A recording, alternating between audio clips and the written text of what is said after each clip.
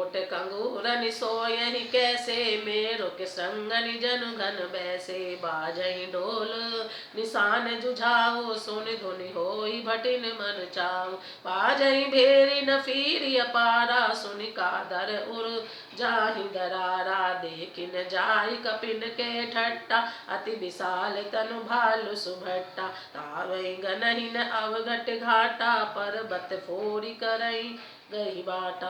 Cut कटाहि cotton भट घर जई, दसन ओठ काटहि अति तर जई। इत उत रावण इत राम दोहाई, जयति जयति जय परी लड़ाई। ऋषिचर शिखर समूह ढहावै, कूदि धरई कपि फेरी चलावै। करि कुदर खंड प्रचंड मरकट, भालु गढ़ पर ढारहि। झपटहि चरण गई पटकि महि भजी, चलत बहुरी पचारहि। अति तरल तरुण प्रताप तरपहि, तमकि गढ़ चढ़ि चढ़ि गए।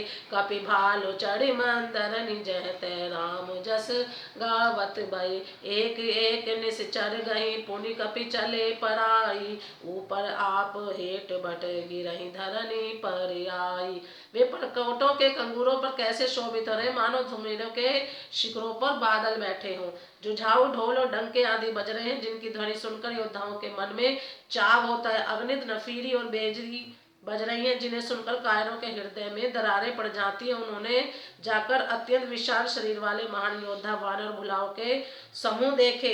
देखा कि वे रीछ वानर दौड़ते हैं, ओघट ऊंची नीची विकट घाटियों को कुछ नहीं गिनते, पकड़कर पहाड़ों को फोड़कर रास्ता बना लेते हैं। करोड़ों योद्धा कटकटाते और गरजते हैं, दांतों से होठ काटते हुए और खूब डपटते हैं। उधर रावण की और इधर श्री राम जी की दोहाई बोली जा रही है। जय जय जय की ध्वनि होती ही लड़ाई छिड़ गई। राक्षस पहाड़ों के ढेर शिखरों को फेंकते, वानर कूद कर उन्हें पकड़ लेते हैं और वापस उन्हीं की ओर चलाते। प्रचंड वानर और भालू पर्वतों के टुकड़े ले लेकर किले पर डालते हैं, झपटते हैं और राक्षसों के पैर पकड़कर उन्हें पृथ्वी पर पटक कर भाग चलते हैं, फिर ललकारते हैं। बहुत ही चंचल और बड़ी तेजस्वी वानर भालू बड़ी फुर्ती से उछलकर किले पर चढ़ चढ़ कर गए और जहां तहां महलों में घुसकर श्री राम जी का यश गाने लगे।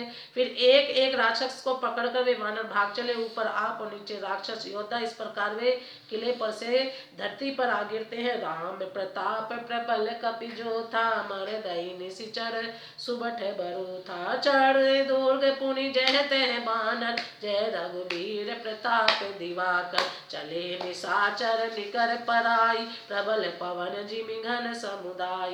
हाहाकार भयउ पुर भारी, रोवहि बालक आतुर नारी। सब मिल देहि राम नहीं गारी, राज करत एहि मृत्यु हकारी। निज दल बिचल सुनी तेहि काना, एरी सुबठ लंकेश रिसाना। जोरन विमुख सुना में काना, सो मैं हतम कराल कृपाना। सर्वस खाहि भोग करि नाना, समर भूमि भय बल्लभ प्राणा। उग्र बचन सुनि सकल डेराने, चले क्रोध करि सुबट ल जाने। सन्मुख मरन बीर के सोवा, जब तिन तजा प्राण कर लोवा। बहुआयुध धर सुबट सब, भरहि पिचारि पचार। व्याकुल किए भालु कपि, परिगत सोलनि मार।